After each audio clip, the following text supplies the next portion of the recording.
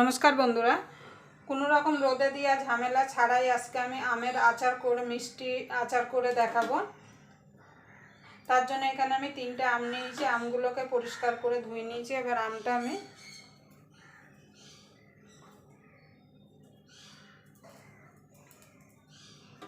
শুকনো ন্যাকড়া দিয়ে মুছে নেব, আমের গায়ে যেন জল না থাকে। আপনারা এই আচারটা বানিয়ে কিন্তু 1 বছর ধরে কিন্তু সংরক্ষণ করে রেখে দিতে পারেন। কিভাবে সংরক্ষণ করবেন সেটাও কিন্তু আমি দেখিয়ে দেবো। মানে 1 বছর কীভাবে এই আমের আচার ভালো থাকবে। অনেকেই আছে কিন্তু খাওয়ার শেষে কিন্তু একটু চাটনি আচার এইসব কিন্তু খেতে ভালোবাসে শেষ পাতে।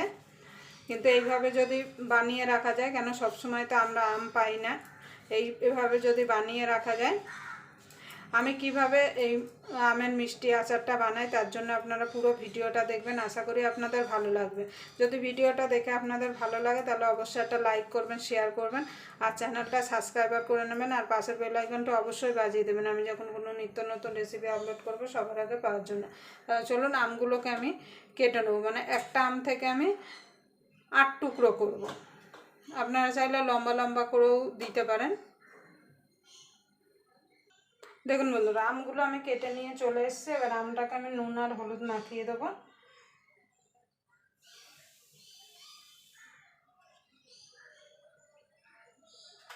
সামান্য একটু নুন দিয়ে দেবো, কেন বেশি নুন দেবো না, তাহলে কিন্তু আম থেকে জল বেরিয়ে যাবে। দিয়ে আমটা আমি 2 থেকে 3 ঘন্টা একটু রোদ খাইয়ে নেব।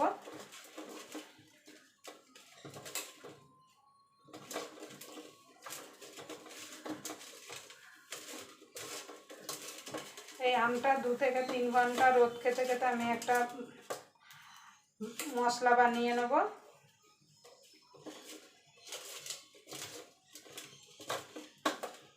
একটু রোদ খাইয়ে নিলে কি হবে, 2 থেকে 3 ঘন্টা, তাহলে এই আমের ভেতরের যে রসটা আছে সেটা কিন্তু শুকিয়ে যাবে।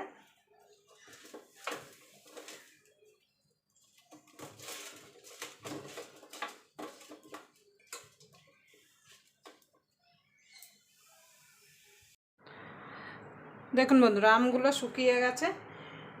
আমি দেখুন কত সুন্দরভাবে রসটা টেনে গেছে। এইভাবে যদি আপনারা রোদে দিয়ে যদি রসটা টানান, আমি 3 থেকে 4 ঘন্টা রোদে দিয়ে কড়া রোদে দিয়ে শুকিয়ে নিয়েছি। এবার আমি একটা ভাজা মশলা করে নেব। তার জন্য নিয়ে নিয়েছি জিরে, মৌরি, মেথি, এখানে নিয়ে নিয়েছি শুকনো লঙ্কা। ঝালটা আমি কম দেবো, আপনারা যদি একটু বেশি ঝাল দিতে চান তাহলে বেশি দিতে পারেন। দেখুন বন্ধুরা, কড়াইটা গরম হয়ে গেছে, দিয়ে দেবো শুকনো লঙ্কা। শুকনো লঙ্কাটা একটুখানি নাড়াচাড়া করে নেব। মশলা কিন্তু পুড়ে গেলে কিন্তু আচারটা কিন্তু তিতা হয়ে যাবে। মশলাটার জন্য পুড়ে না যায় সেইভাবে কিন্তু মশলাটা ভাজতে হবে। আর আপনারা এইভাবে বানিয়ে কিন্তু 1 বছর রেখে দিতে পারেন। এবার এর মধ্যে আমি জিরে, মৌরি, ধনে আর মেথি দিয়ে দেবো।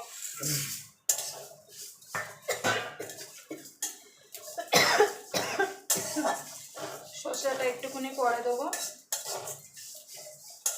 সর্ষেটা দিয়েই কিন্তু নাবিয়ে ফেলতে হবে। দেখুন বন্ধুরা, দিয়ে দেবো সর্ষে।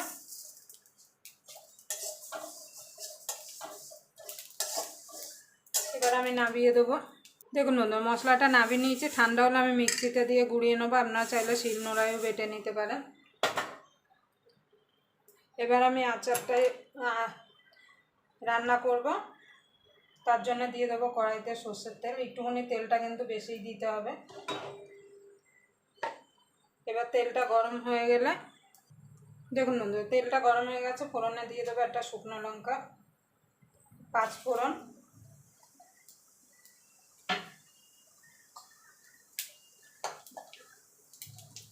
এবার আমগুলো দিয়ে দেবো।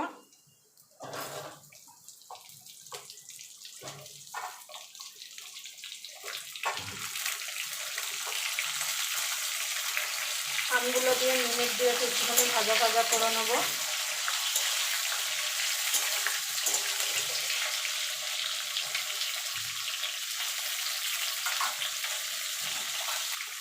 দেখুন বন্ধুরা, দিয়ে দেবো নুন,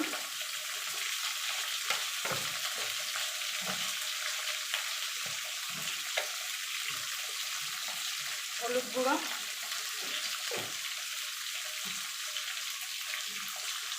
দিয়ে দেবো কাশ্মীরি লঙ্কার গুঁড়ো রঙের জন্য। এবার এটাকে মিনিট খানিক ধরে একটুখানি ভাজা ভাজা করে নেবো।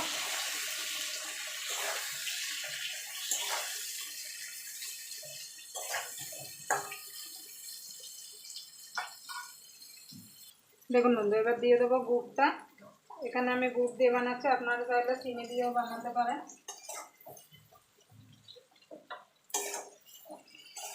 এখানে জল দেওয়ার কিন্তু একদমই দরকার নেই, গুড়টা গলে গেলে কিন্তু সেই জলেই কিন্তু আমটা সিদ্ধ হয়ে যাবে।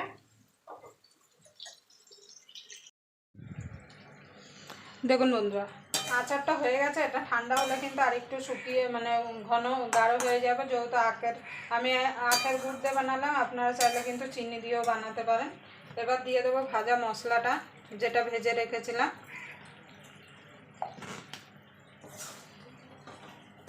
আপনারা এইভাবে মুখরোচক টক ঝাল মিষ্টি আচারটা বানিয়ে রেখে দিতে পারেন 1 বছর পর্যন্ত। খাওয়ার শেষ পাতে কিন্তু অনেকেরই কিন্তু আচারের প্রয়োজন পড়ে। দেখুন বন্ধুরা, হয়ে গেছে। এবার দিয়ে দেবো ভিনিগার। ভিনিগারটা দিলে কিন্তু অনেক দিন কিন্তু ভালো থাকবে। আপনারা বেশি করে করলে বেশি করে ভিনিগার দেবেন। আমি যেহেতু অল্প একটু করেছি বলে অল্প করে ভিনিগার দিলাম। এবার এইটা আমি এইভাবে কড়াইতে রেখে দেবো, ঠান্ডা হলে তারপর আমি বয়মে ঢালবো।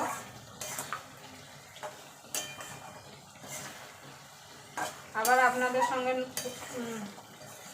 নতুন রেসিপি নিয়ে দেখা হবে। ততক্ষণ পর্যন্ত আপনারা ভালো থাকবেন, সুস্থ থাকবেন। আর এখন কিন্তু এই টাইমে অবশ্যই এই আমের আচার কিন্তু টক ঝাল মিষ্টি মুখরোচক আমের আচারটা কিন্তু বানিয়ে রাখবেন।